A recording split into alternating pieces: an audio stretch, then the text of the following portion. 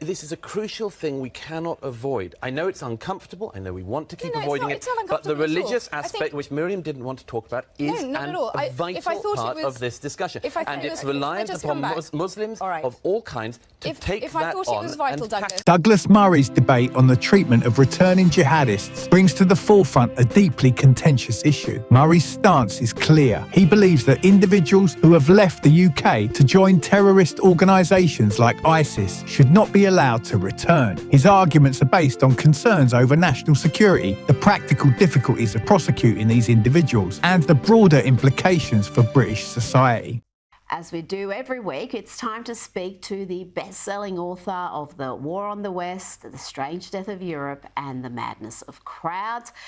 Douglas Murray, let's start in the UK, the state of policing in the UK, the extremist rhetoric from some UK-based Islamic preachers, and the state of the media. ITV decided to give a platform to this woman who, in the wake of the terrorist attacks in Israel that left 1,400 dead and more than 200 taken hostage, well, she was on ITV complaining about Islamophobia in the UK.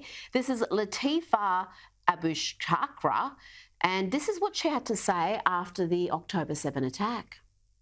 Nothing will ever be able to take back this moment of triumph, this moment of resistance, this moment of surprise, this moment of humiliation on behalf of the Zionist entity. Nothing ever. Douglas, the glee, the joy there, it's psychotic. Yes, it's psychotically evil. It's evil on an unimaginable magnitude that anyone could react to the deliberate slaughter of civilians of any kind, anywhere in the world like that. If this was to be anybody else who'd said that about the murder of any other minority or any other nationality, they would be nowhere near civilized society. In fact, they'd be ostracized, probably chased out. But this woman was actually invited by ITV onto one of those main channels, and she talked about how tough it is to be Muslim in Britain. She had a very different demeanor that day, I can tell you, Rita. It wasn't the gleeful, grinning, maniac, psychotic. She put on a meek, humble and worried look as she talked about how difficult it is to be a Muslim in Britain. Now, as I say, we are being played. We are being played in countries like ours. We have a certain type of psychopath like this who gets away with, on the one hand, praising the murder of Jews wherever they can, and on the other hand, playing the, oh, I'm such a victim and it's so terrible living in a Western free society because you're so mean about Muslims. On the other, we're being played, and we need to be a lot wiser to that fact. Now to the police, and we have seen the constabulary have some very tolerant approaches when it comes to what constitutes hate speech in the UK. We've had Islamists chant for jihad and freeing Palestine from the river to the sea. We know what that means. But there was no such tolerance for Isabel Warren Spruce, who was standing near an abortion clinic. Now, she was not harassing anybody going in. She was not chanting anything. She was not protesting. She was simply praying silently when the cops showed up. Let's have a look. Are you here to pray for the lives of unborn children? It's a little bit leading, but no, I'm not. Okay. Can your actions be carried out elsewhere? I can pray elsewhere, but I want to pray here today. Douglas, thank God she didn't accidentally, I don't know, misgender someone, or she could be spending life in jail. What is going on in the UK? You know, this Christian campaigner was standing in the vicinity of an abortion clinic, and she was questioned by police because she was praying in her head. This has happened before with her. And she was asked by the clip we didn't see, the officer says to her, are you a member of a pro-life organization? Well, a few days earlier, thousands of Muslims from the UK, predominantly Muslims, some non-Muslims as well, walked through the centre of London and other cities in favour of a pro-death organisation. And the police didn't harass or stop them. In fact, when bearded Muslim men stood outside one of the embassies in London last Saturday and called for jihad and for the Muslim armies to arise, the Metropolitan Police didn't seem to find it an issue of any concern. They stood around rather helpfully. Subsequently, the crack Quran interpretation squad at the Metropolitan Police issued a statement saying... Murray begins by highlighting the significant problem posed by returning jihadists. These individuals, he argues, have actively denounced British values and participated in or supported acts of violence, torture and destruction. Allowing them to return to the UK, he asserts, poses a grave risk to the safety and security of British citizens. Murray's blunt and straightforward manner leaves little room for ambiguity. He believes that the most desirable outcome is for these individuals to be prevented from returning, whether through death in combat or other means. The challenges of prosecuting returning jihadists are manifold. As Murray points out, gathering evidence from war zones in Syria or Iraq is a near impossible task for the Metropolitan Police. The lack of concrete evidence makes it difficult to build a legal case against these individuals, leaving authorities with limited options. This situation, Murray suggests, necessitates a re-evaluation of existing policies and the development of new strategies to address the unique threats posed by returning jihadists. The word jihad has multiple different meanings. No, it doesn't. Not when it's a big bearded maniac screaming for jihad on the streets of London. That isn't a man calling for an inner personal spiritual struggle with the nature of the deity. No, it's somebody calling for violence against the infidel. But the Met's not interested in that. And it's fascinating, by the way. It's just fascinating the priorities here. We have had in Britain our national monuments desecrated by the presence of these pro-death organizations. The cenotaph, the memorial to the dead of World War I and World War II in Britain and the Commonwealth, had the stage set up beside it for these maniac Jew haters to have their rallies. Well, okay, fine. We have sacred places, and that's one of them. That's one of them. And yet the Metropolitan Police allows the Islamists to defile this week after week. And they go for this poor Christian campaigner praying silently in her head. As I say, she should have said, no, I'm not praying silently in my head for unborn children. I'm just going to scream, jihad, jihad, slay the infidel. And the officer would have said, oh, well, go on your way, madam. Have a wonderful rest of the day. Now to the US, and there again seems to be a preoccupation with Islamophobia, even as Jews are being targeted at university campuses and in major cities across the US. Here is White House Press Secretary Karine Jean-Pierre being asked about anti-Semitism, but instead she talks about Islamophobia. Muslim and those perceived to be Muslim have endured a disproportionate number of hate-fueled attacks. And certainly President Biden understands that many of our Muslim, Arab Americans and Palestinian American loved ones and neighbors are worried about the hate being directed at their communities. And that is something you heard the president speak to in his address. Douglas, today I saw footage of Jewish students trapped in a library, not able to leave because there were protesters outside and they're feared for their safety. And yet the White House, again, preoccupied with Islamophobia.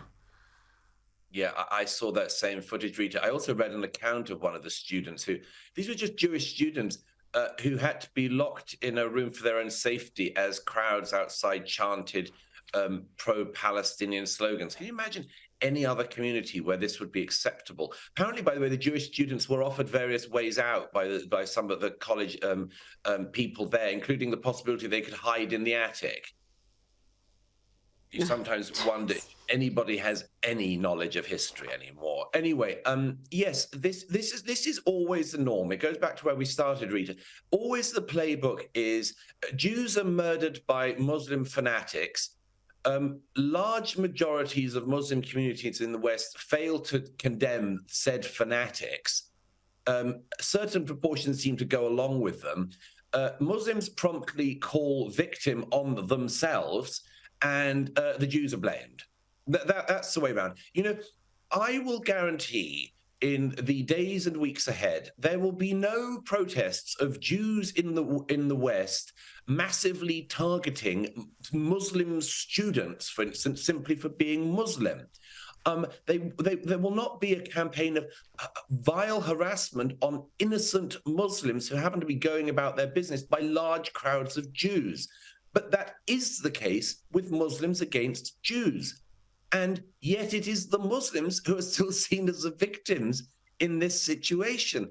And as for the White House, I mean, they just can't decouple these things. They can't just say, look, actually, the statistics such as we have show that anti-Jewish hate crime has massively peaked in all of our countries in the last fortnight, in the last 2 weeks.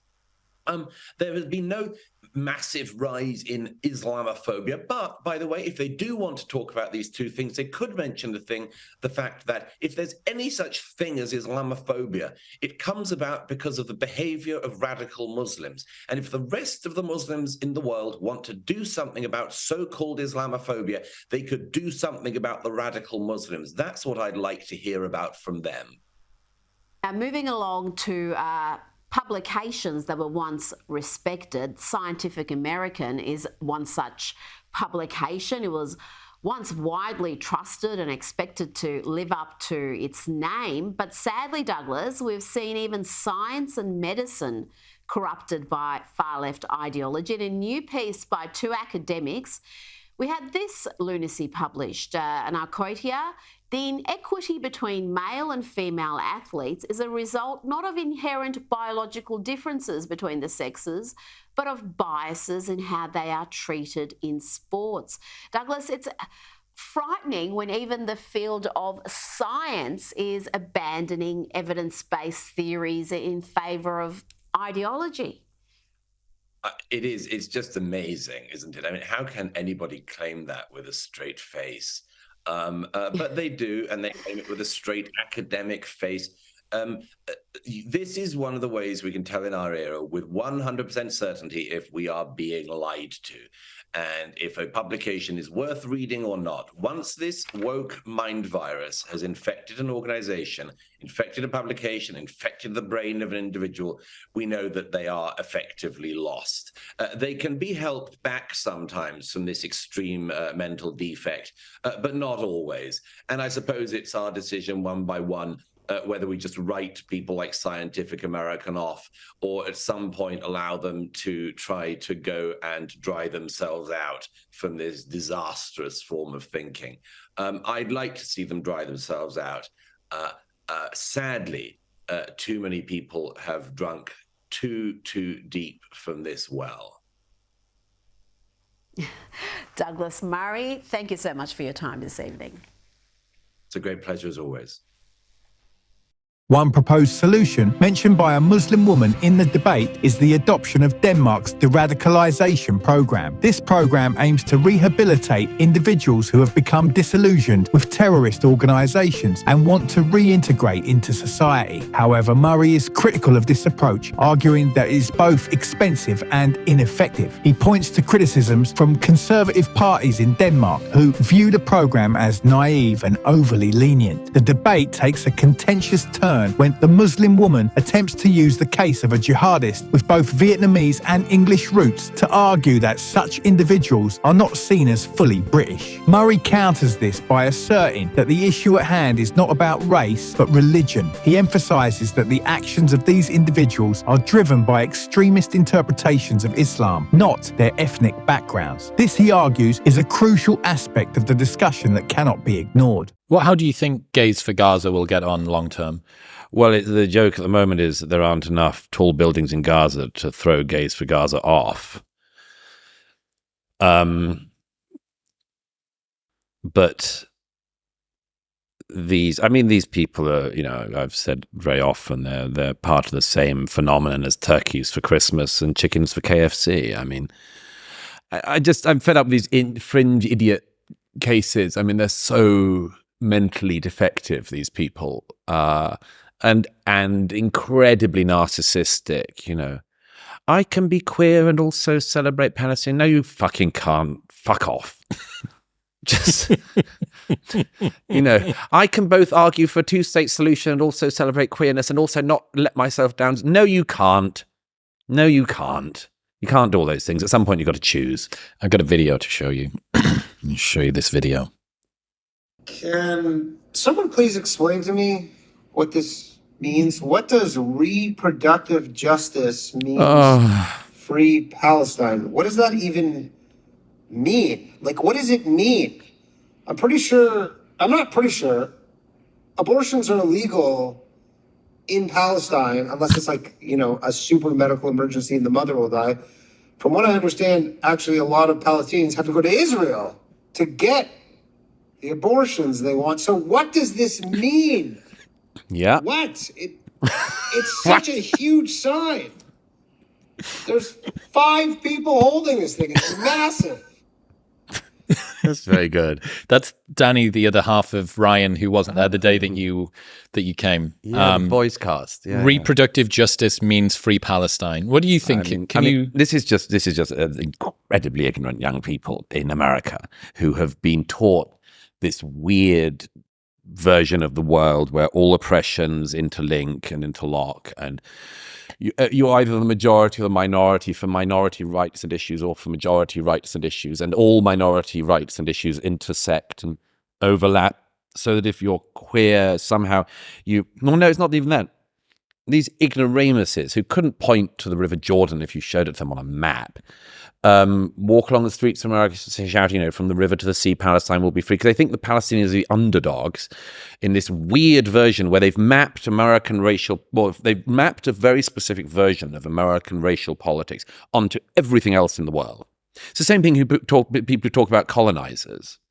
I mean, there's this language of colonizers, apartheid, all this stuff, and they've just tried to map it everywhere. Well, I say everywhere. Actually, it's highly selectively.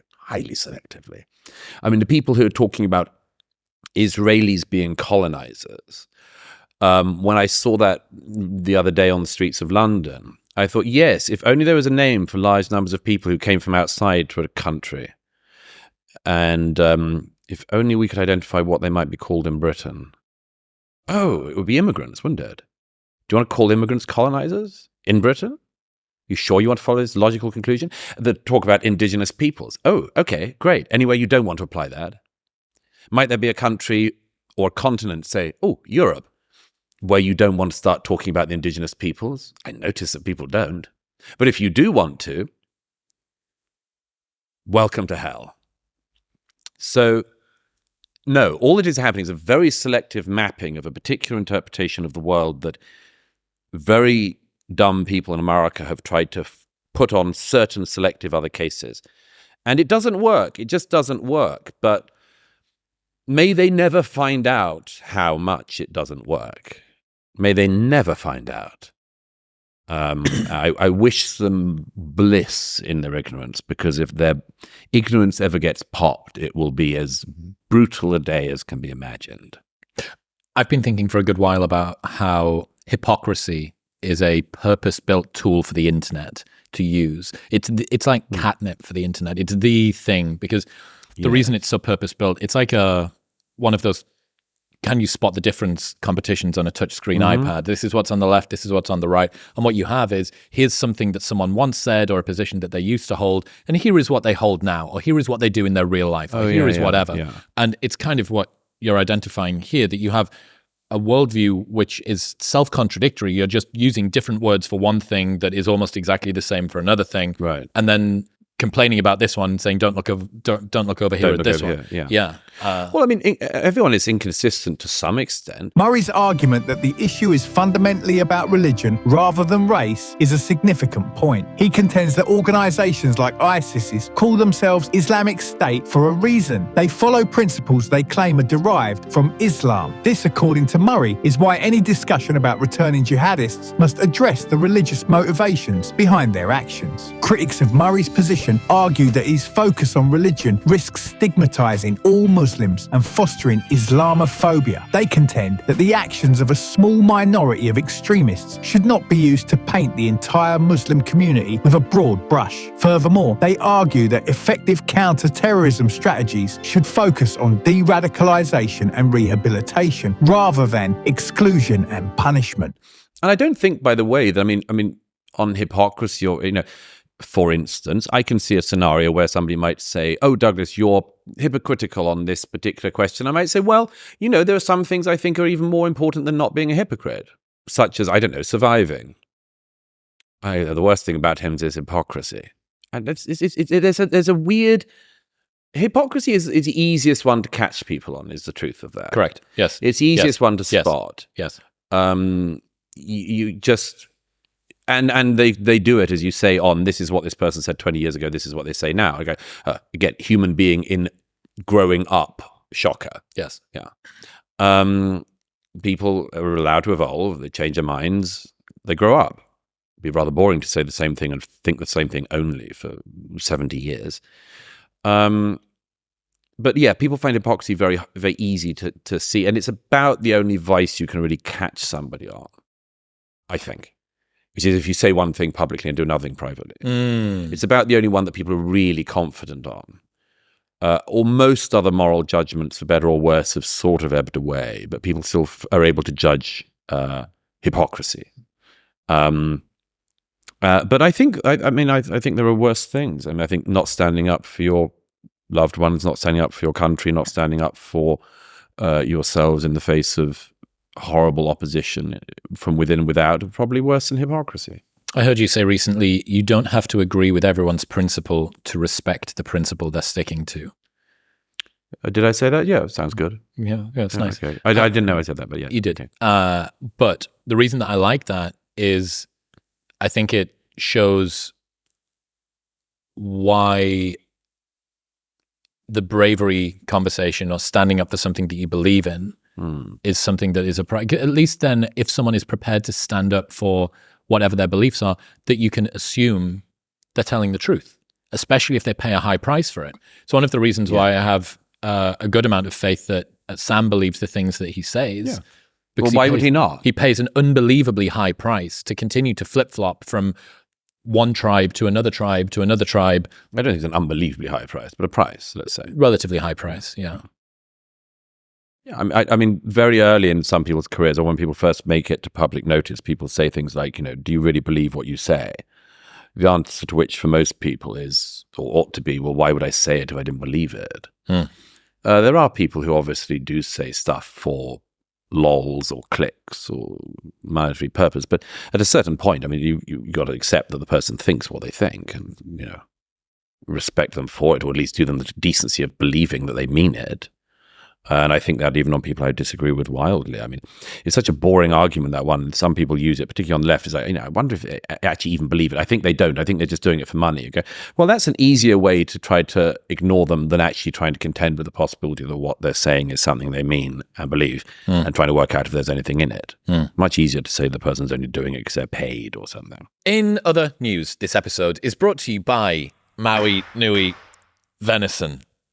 Maui Nui Venison brings the healthiest red meat on the planet direct to your door. Not only is it the most nutrient-dense meat on the planet, they're the only 100% stress-free, wild-harvested venison that you can get. Here's my super secret hack. If you are sick of buying meat that always goes off, put it in the freezer, from frozen, salt both sides of it, put it in an air fryer for 10 to 12 minutes each side, and you have a perfectly cooked steak from frozen that will never go off because it's going from freezer to mouth in the space of 25 minutes. It's a complete game changer. All of their cuts are spectacular, and you can get them frozen, delivered to your door. But their venison sticks are my favorite while I've been on the road. You can get the healthiest red meat on the planet delivered directly to your door, and get 20% off by going to the link in the description below, or heading to mauinuivenison.com/modernwisdom and using the code modernwisdom at checkout. That's MAUINUI venison.com/modernwisdom and modernwisdom at checkout. Thank you very much for tuning in. If you enjoyed that clip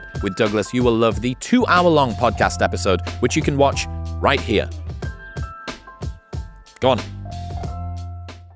Murray's critics also highlight the complexities of identity and belonging. They argue that many Muslims in Britain feel a strong sense of national identity and contribute positively to society. The suggestion that Muslims should leave Europe if they feel they don't belong is seen as overly simplistic and dismissive of the contributions that Muslim communities have made to European societies. In response to these criticisms, Murray would likely argue that his focus is not on demonising all Muslims, but on addressing a specific threat posed by individuals who have actively participated in terrorism. He would assert that the safety of innocent citizens must be the top priority and that policies should reflect this imperative. The debate over how to handle returning jihadists is emblematic of broader tensions surrounding immigration, integration, and national identity. It raises difficult questions about the balance between security and human rights, the challenges of prosecuting international crimes, and the role of religion in shaping societal values. Murray's position is clear. He believes that the risks posed by returning jihadists are too great to allow them back into the country. His arguments, while controversial, force a critical examination of current policies and the need for robust strategies to address these complex issues.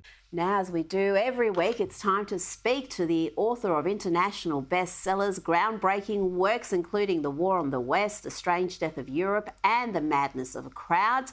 Douglas Murray, let's start in your homeland. We've seen mass marches of more than 100,000 in support of the Palestinian cause in London.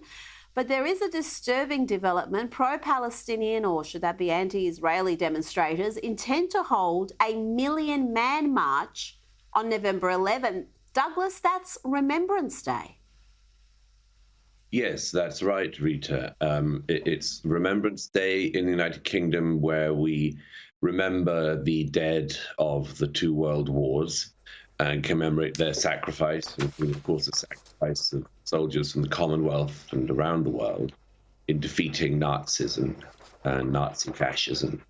And in my view, this is a deliberate provocation of the British people, and it should not be allowed to go ahead. Or, and let me put it this way, either it goes ahead, either it doesn't go ahead, or it goes ahead and it will have to be countered, because I don't think the British public should have to put up with this.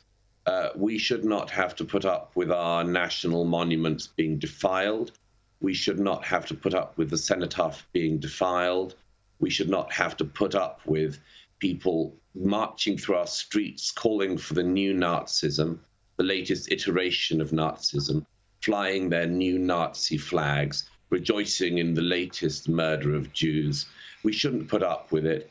And my suspicion, and I think this is already welling up, is that the British public are going to start thinking about showing up and seeing off the people who would defile our monuments. I think it's going to be a great mistake, a great overreach by the Islamists, by the Hamasniks, and their fellow traveller fools. An enormous mistake, an enormous overreach of historic proportions. Well, one MP, Henry Smith, has urged the government to deploy the military to ensure there is no disruption to Remembrance Day. We will keep a close eye on that story. Now, as I mentioned earlier in the program, that we are seeing an enormous surge in anti-Semitism, but at the same time, we have politicians, activists, and large segments of the media banging on endlessly about Islamophobia. London Mayor Sadiq Khan, we've got Kamala Harris. What do you make of this focus on Islamophobia, Douglas, as Jews in the West feel compelled to hide signs of their Jewishness at a time where they're facing enormous increase in anti-Semitism? Yes, well, Sadiq Khan, of course, says it for sectional reasons, for identity reasons. It's very revealing during this whole period that despite the enormous plurality, the multiculturalism, the pluralism of political leaders in the UK, it's the Muslim political leaders in the UK who have been most filled with hate against Israel and most willing to talk about making peace and much more. I'm thinking of people like First Minister of Scotland, Humza Yousaf, who's married to a Palestinian activist, and of course the Mayor of London, Sadiq Khan. They can never drop this. They never give a damn about their so-called fellow Muslims being massacred by the hundreds of thousands in Syria, Yemen, or anywhere else. They just get really het up for religious reasons whenever any Muslim is involved in a war with the Jews. And that's for very ancient reasons. Ancient reasons, I'm very sorry, we've now imported into politics in the country. But yes, they always come back to Islamophobia first. I don't like this word. I think that it's a stupid word. It's always been used to try to intimidate people. It will intimidate people no longer. But yes, it is used as a word to try to intimidate people, to sort of imply that there's some unbelievable bigotry that lies behind dislike of certain things that followers of Islam do. I don't think it is an irrational bigotry. I don't think it is at all. To the extent that such a thing as Islamophobia exists, it is created by the behavior of Muslims. It is created by the behavior of Hamas. Just yesterday, I watched the unvarnished footage of October the 7th, the Hamas massacres. And everybody, all the time, as they're massacring the Jews, just under a month ago. The discussion of jihadists returning to the UK ties into broader concerns about immigration and integration. Murray has previously expressed his views on immigration, emphasising the importance of maintaining a cohesive national identity. He argues that rapid immigration can lead to social fragmentation and undermine shared values. This perspective informs his stance on returning jihadists, as he sees their actions as a direct threat to the cultural and social fabric of British society. Murray's views have sparked significant debate and controversy. Supporters argue that he raises important points about national security and the need to protect citizens from potential threats. They believe that his emphasis on the religious motivations of jihadists is crucial to understanding and addressing the issue effectively. Is shouting Allahu Akbar, Allahu Akbar. They are so high on their religious bigotry that they are saying this as they're decapitating young men and much more. Now, I don't want to hear about Islamophobia. To the extent it exists, it's created by people like Hamas, because we don't like them and we don't want them. We don't want to be near them. And we expect most Muslims, if they wish to live in our societies, to not want or like those people either. But instead of the rightful ongoing condemnations, people like Sadiq Khan will go bang, bang, just a quick condemnation, you shouldn't cut people's heads off, and then it's on to Islamophobia. We see these people now. We see them in planes. We're being gamed. Well, absolutely. There are so many useful idiots in the West for the Islamists. Someone who fled a country that went from being relatively modern to an Islamist hellhole. I can completely identify with what you're saying, but of course we do differentiate between peaceful Muslims who are not in any way extremist and those who are marching and chanting for genocide. Now, we are seeing... Make more voluble. They do have to be much more voluble, because if they're going to say that there has to be a ceasefire in the Middle East, for instance, they have to acknowledge that there was a ceasefire in the Middle East and it was broken by Hamas on the 7th of October. And so, and when moderate Muslims, as we always call them in the West, start shrieking about Israel, I'm sorry that, then you have to say, are these people remotely moderate? We have lots of good moderate Muslims for sure, but they need to start speaking up now, and speaking up in defense of civilian populations being massacred by Hamas. It's Hamas that broke the ceasefire.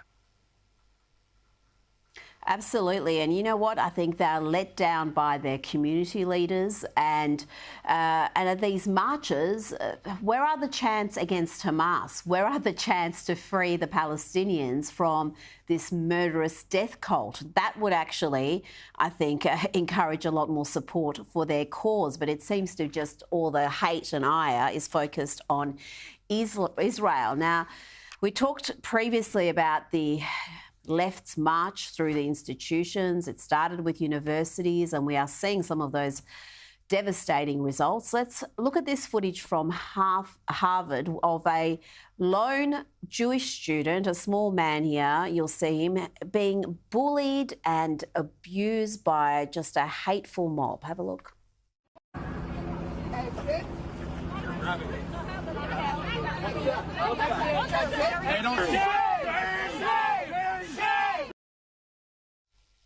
Douglas, we know one of those in that mob is the editor of the Harvard Law Review. But these vicious bullies are tomorrow's judges, district attorneys and lawmakers. Well, we must hope not. And a number of law firms in the United States this week actually wrote to Ivy League colleges saying, you know, we're going to be keeping a very close eye on this and have no intention of recruiting people who, you know, apologize for terror or support terror. And it's quite something that, you know, the firms have to write to the universities to remind them of their obligations. I return, by the way, to the previous point. I mean, this is commonplace, this sort of thing. Almost every campus in America, the major ones certainly, are filled with instances like this of Jewish students being harassed, chased down, bullied, intimidated, mocked for the murder of their co-religionists. If this happened to anyone else, we wouldn't tolerate it. If this was a black student after a murder of black Americans somewhere who was being chased on campus by, I don't know, the same people who killed other people, we would not miss a second in condemning this. We would not miss a second in condemning this. And yet this has become normal on US campuses and across much of the so-called civilized world. It amazes me, Rita, that only the Jews, when the Jews are massacred, are then taunted, are then told that they have to be mindful of those who would kill them. We have to respect the feelings of those who would kill them and who call for their death. And then just lone Jews in places like this are able to be bullied and taunted, and shame cried at them. No, the shame is on Hamas for breaking what ceasefire existed. Shame is on Hamas for beheading small children. Shame is on Hamas for burning families alive. And they dare to do this. They dare to chase down Jews and chant shame at individual Jews. I hope that the identities of all these people come out and the world can make judgments about them.